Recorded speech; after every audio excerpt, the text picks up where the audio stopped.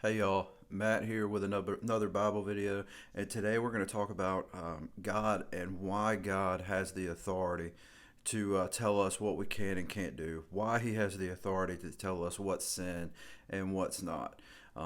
If you like these videos, before we get started, go ahead and subscribe to the channel and turn on your notifications so you know when I post another video.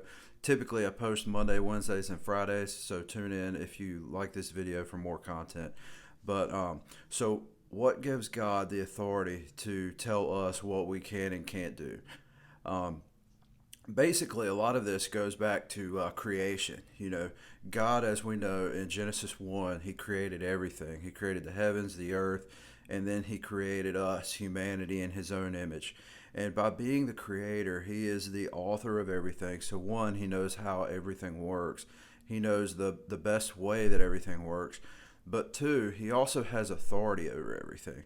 And this authority is the reason why God can tell us what we can and can't do and what we should and shouldn't do. And you can kind of think of it as a house. If you build a house and it's your house, you build it with your own hands.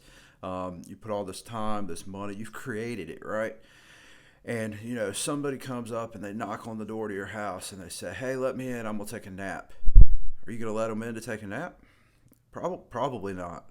Um, so, as the creator of this house, you basically have the authority of what goes on in that house. It's your responsibility. Under the law, you're responsible for what happens at that house. And so, this is what gives God the authority to basically tell us what we should do, what's right and what's wrong. And this authority is based on, or these rules are based on God's holiness.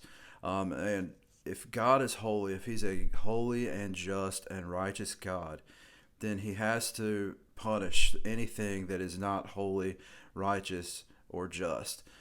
Otherwise, if He let it go, if He just saw our sin and said, "Well, it's okay, I'll let this one go and I'll get it on the next one," then He'd no longer be holy. He'd no longer be just. He'd no longer be righteous. And we all know that God doesn't contradict His own nature. God is holy, God is just, and that is why He has to punish sin. That is why sin is such a big deal for Him, and that is why He tells us what we can and can't do, what is right and what is wrong. And if you look in yourself, you kind of see this wired in your nature as well. How many times has something happened to you and you're like, "Oh wait, that's not right. Like I need this to be made right." Somebody shorts you some money, or they do something to you and they may even need to be charged criminally. We have this deep longing within us for righteousness and for what's good.